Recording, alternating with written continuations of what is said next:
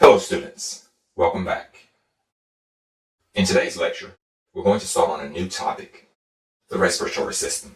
Before getting started, we will need the human form with a simple respiratory system.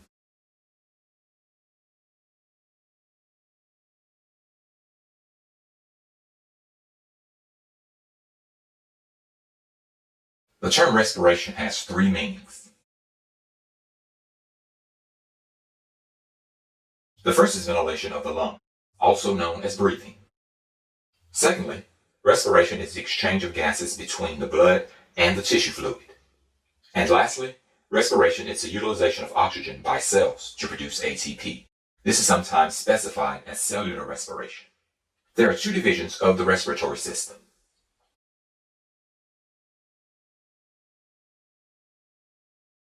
The conducting division only has structures for airflow.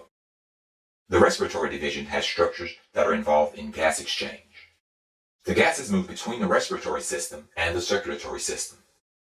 This exchange occurs with a great cluster-like structure called an alveolar sac. We will see this in Lecture 4.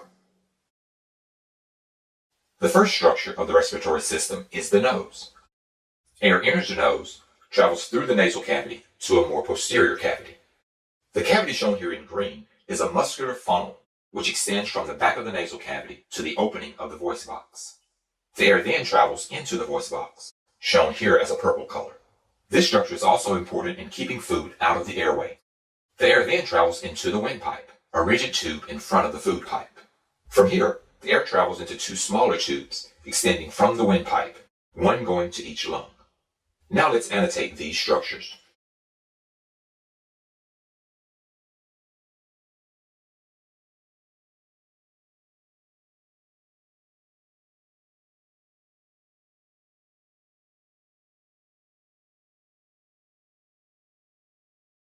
The respiratory tract can be separated into two parts, the upper respiratory tract and the lower respiratory tract.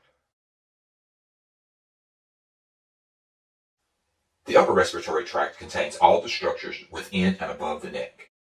The lower respiratory tract contains all the structures within the thorax, or the chest cavity. To summarize, these are the 6 principal organs of the respiratory system: the nose, the pharynx, the larynx, the trachea, the bronchi, and the lungs. Please pay special attention to the pronunciations of the pharynx and the larynx. Think about ice skating rinks or roller skating rinks. This concludes our introductory lecture on the respiratory system. I hope that you've learned a lot.